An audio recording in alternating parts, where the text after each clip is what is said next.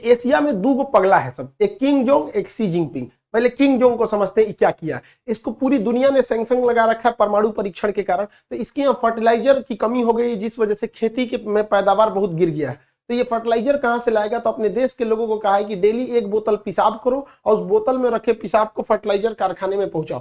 क्योंकि आपको पता है कि हमारे शरीर में जो यूरिन निकलता है शरीर से, उसमें 2% के पास उसमें यूरिया होता है। तो वो उस यूरिया से ये फर्टिलाइजर का निर्माण करेंगे। अब इनका स्थिति बहुत खराब हो गया है, इनके पास फूड क्राइसिस भी आने वाला है, खाद्यान्नों की बहुत बड़ी कमी होने वाली है। उत्तरी कोरिया में 2025 तक आने वाले 3 सालों में यहाँ पे बहुत बड़ी भूखमरी देखने को मिलेगी। एक्चुअली हुआ क्या कि जैसे कोरोना आया तो इसने क्या किया, दुनिया ने बॉर्डर लॉक करने के बजाय इसने खुद का ही बॉर्डर लॉक कर दिया दूसरे को, क्योंकि इसके पास पता है कि हेल्थ सिस्टम है नहीं, दुनिया से व्यापार रहेगा तो वैसे भी इसको व्यापार करता कौन है, चाइना रूस से जो कुछ आता था, तो इसने ब्लॉक कर दिया अपने बॉर्डर को, जिस वजह से इसके यहाँ पैदावार पूरी तरह से गिर गया। विदेशों से अनाज नहीं आ पाया, फर्टिलाइजर नहीं आ पाया, और इस समय बाढ़ और वर्षा भी इसके यहाँ बहुत भयानक हो गया, जिस वजह से पूरी फसल बर्बाद हो गई। अब यहाँ इतना बड़ा फूड क्राइसिस देखने को आ रहा है, जिस वजह से इसमें हजारों लोगों की मौत होगी। लेकिन ये परमाणु परीक्षण करते रहेगा और अमेरिका और यूरोपीय देश इस पर बैन लगाते रहेंगे और यहाँ लोग मरेंगे क्राइसिस से, फूड क्राइसिस से। लेकिन इसको अपने यहाँ के लोगों की जान से ज्यादा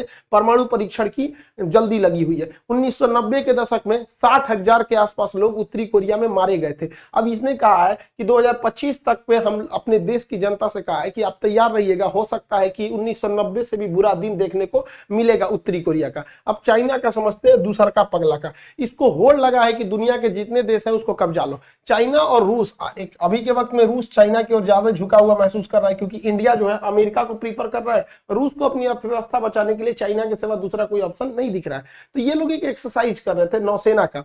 अब यहाँ पर है जापान, तो जापान में एक जल संधि है, सुगारू जल संधि, ये है जापान यहाँ पर। तो जापान का विवाद चाइना से भी है, जापान का विवाद रूस से भी है, जापान का साउथ कोरिया से भी है। तो ये एटलीस्ट इतना तो समझ में, जापान और उत्तरी कोरिया वाला भी है दूसरा। तो जापान का यहाँ किसी से नहीं जमता है। तो चाइना और जापान की जो रूस की नेवी थी, ज्वाइंट एक्सरसाइज कर रही थी। अब जापान का ये ऊपर वाला द्वीप होकाइडो है और ये नीचे वाला सबसे बड़ा द्वीप होन्शु है। आपको पता होगा जापान की राजधानी जो है वो होन्शु द्वीप पर ही है। क्वेश्चन भी पूछता है होन्शु द्वीप किस लिए प्रसिद्ध है, तो पेट्रोलियम उत्पादन के लिए प्रसिद्ध है इसका होन्शु द्वीप। और होकाइडो और होन्शु के बीच में समुद्र का पतला रास्ता है। इस समुद्र के पतला रास्ता को सुगारू जल संधि कहते हैं।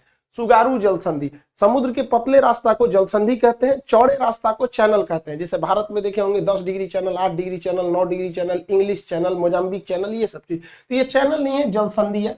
ये जल संधि कॉमर्शियल जहाजों के लिए जापान परमिशन देता है, यहाँ से कोई भी शिप वगैरह मतलब व्यापार कर सकते हैं।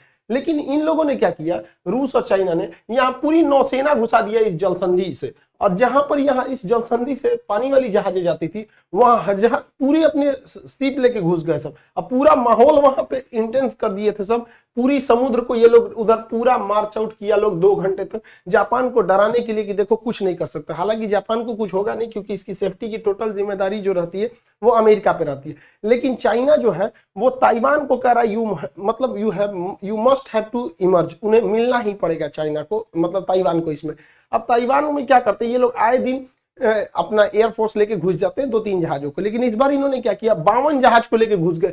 वहां देश में अफरा तफरी हो गया, इन लोगों को अंतरराष्ट्रीय मदद मांगनी पड़ी, लेकिन कोई दुनिया इसकी सुनता नहीं है। लेकिन फिर भी ताइवान के लिए लोग आगे आ जाते हैं। रीजन क्या है कि ताइवान का मतलब सिलिकॉन शील्ड, पूरी दुनिया में जितने भी इलेक्ट्रॉनिक्स आइटम बनते हैं, चाहे वो कैमरा है, टीवी है, मोबाइल है, कंप्यूटर, लैपटॉप, जहां भी इन बैटरी से चलती है जो भी मतलब ये इलेक्ट्रॉनिक डिवाइस है, उसमें जो सिलिकॉन लगते हैं ये येलो कलर को, उन सारे सिलिकॉन का 70% अकेले इसका मार्केट जो है वो ताइवान देखता है। दुनिया में जितने कंप्यूटर है उसमें जितना सिलिकॉन देखेंगे, सब 90% चांस है कि सिलिकॉन वो ताइवान ही उसको देखता है। इसलिए पूरी दुनिया ताइवान के लिए आके खड़ी हो जाती है, क्योंकि उनको पता है कि अगर ताइवान पर कब्जा हो गया चाइना का, तो इस पूरी सिलिकॉन का जो इकोसिस्टम है उस पर चाइना का कब्जा हो जाएगा। इसके अलावा भी ताइवान को अमेरिका ने बहुत सारे मिलिट्री इक्विपमेंट दिए हैं, जिसमें सबसे प्रमुख है F-16 जहाज। दुनिया के सबसे ज्यादा युद्धों में इसी ने लड़ाई लड़ा है। हालांकि अमेरिका का सबसे विश्वसनीय जहाज है F-16 और F-22 यहाँ पर, और चिनूक हेलीकॉप्टर।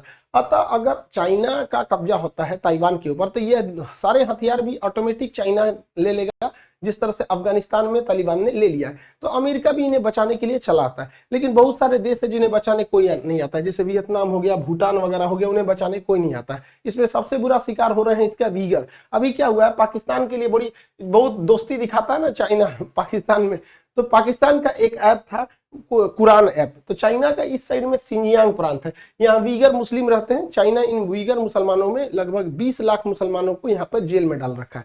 तो पाकिस्तान में बना वाला एक कुरान ऐप था, चाइना ने उस ऐप को हटवा दिया प्ले स्टोर से, वहां पे एप्पल स्टोर से हटवा दिया बिना किसी रीजन के। और इस पे चाइना के इस एक्शन का पाकिस्तान में किसी ने कुछ भी नहीं बोला है। इसके अलावा चाइना वीगर मुसलमानों पे एक से एक नया प्रयोग कर रहा है। वीगर मुसलमानों से कह दिया कि आप अपने मस्जिद से लाउड स्पीकर हटा दीजिएगा। इसका विरोध करने पर मस्जिद गिरा दिया गया, उसे सार्वजनिक शौचालय में बदल दिया। हद तो तब हो गया जब चाइना इन वीगर मुसलमानों की किडनी, लंग्स, फेफड़ा निकाल के करोड़ों का व्यापार करने लगा वहां पर। अब इसकी पूरी दुनिया में आलोचना हो रही है, लेकिन अभी ये खबर शायद पाकिस्तान में नहीं गई है, और गई भी तो किसी को हिम्मत थोड़ी कि अपने बाप के खिलाफ कुछ बोल सकते हैं। यहाँ पर एक से एक काम कर देते हैं। अभी वीगर ये जो राज्य है ये है सिंजियांग, यहाँ पर वीगर मुस्लिम है। ये तिब्बत है, तिब्बत को तो इसने 1959 में ही कब्जा कर लिया। इसके पास ये जो छोटा सा जिंगहाई नाम को जो है क्विंगहाई, ये राज्य है किंगहाई। यहाँ पर भी मुसलमानों की संख्या ठीक ठाक है, दूसरा सबसे ज्यादा मुस्लिम है सिंजियांग के बाद यहाँ पर। अब यहाँ पर इसने क्या किया है, कहा कि चाइना में अगर रहना है तो चाइना की तरह दिखना होगा, आप कोई भी रिलीजन को फॉलो कीजिए। उसने कह दिया कि मस्जिद पर ये जो ऊंचे ऊंचे मीनार है, ये मीनार को तोड़ दीजिए, ये जो गुंबद है टॉम, इसे तोड़ दीजिए, ये मीनार नहीं होनी चाहिए, ये मेहराब जैसी आकृति ये सब नहीं रहनी चाहिए। तो चाइना इसको कह रहा है कि तोड़ दीजिए, और तोड़ मत दीजिए, इसने तोड़वा भी दिया। जैसे देखिए ये मस्जिद पहले ऐसी थी, इसका मीनार ये जो था इसमें से गायब कर दिया यहाँ पर से। इसके अलावा अंदर में देखिएगा यहाँ भी एक मीनार है, यहाँ से देखेंगे वो मीनार गायब कर दिया। यहाँ पर डिजाइन बनी है ये इस तरह मेहराब जैसा, इसने कहा इसको तोड़ो। चाइनीज परंपरा में बिल्कुल ये क्या होना चाहिए, चौकोर होना चाहिए। यहाँ पे अगर आप देखेंगे ये मेहराब जैसा इस टाइप का बना है, ये चाइना ने कहा कि ये सब का लिए बना रहे हो, ये सब हमारे यहाँ नहीं चलेगा, चौकोर चौकोर बनाओ। देखिए पूरा सेम वही मस्जिद है, इसको चौकोर कर दिया। अभी पूरी दुनिया में इसकी आलोचना हो रही है, लेकिन दुनिया में कुछ ऐसे भी देश हैं जिनको लोगों को चाइना से कोई मतलब नहीं। ये चोट्टा तभी चिल्लाएगा चाहिए ओआईसी वाले लोग, आप लोग को कुछ खबर लगा कि नहीं, आप लोग को कुछ ही सबका, लेकिन आप लोग को तो कुछ बोलना नहीं है। इन लोगों को केवल दो जगह तकलीफ होती है, एक 370 हट गया, कश्मीर हाय कश्मीर हाय कश्मीर, आएगो इजराइल फिलिस्तीन, बस फिलिस्तीन और कश्मीर में ही इनको समस्या दिखती है, बाकी इन्हें कहीं समस्या नहीं दिखती है। दिक्कत ये नहीं है कि चाइना ऐसा क्या कर रहा है, इनकी समस्या, लेकिन इसका मन बढ़ते जा रहा है। लोग मन बढ़ते जाएगा तो कुछ भी करते जाएगा। अभी हम लोग के यहाँ दीपावली का फेस्टिवल चल रहा है, इस बार चाइना को समझ में आया है कि भारत में चाइना जो गलवान में पंगा ले रहा है वो बहुत महंगा पड़ गया।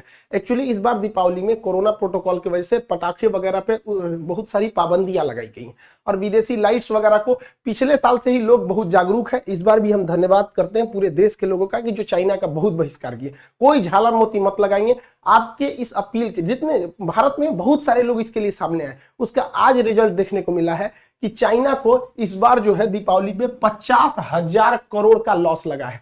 छोटा मोटा लॉस नहीं है, 50,000 करोड़ का लॉस लगा है। अब समझ में आ रहा है। आओ ससुरे, गलवान घाटी में यहाँ पर यही होती है हम लोग के वीरों की जो शहादत हुई है। वहां पर देखे होंगे हमारे जो कर्नल साहब थे संतोष बाबू, ये उन लोग के लिए शहादत की श्रद्धांजलि। 50,000 करोड़ का इनको लॉस लग गया। अब बनाइए लोग झालर मोती। इसको लग रहा है कि जब मन, आप लोग भी कहते हैं भाई चाइनीज चीजों का प्रयोग ना करें, भारत में जो आप कोशिश करें कि दियों का प्रयोग करें। दीपावली लाइट वेट में कहा, ये वेस्टर्न कल्चर कहाँ से घुसा दिया।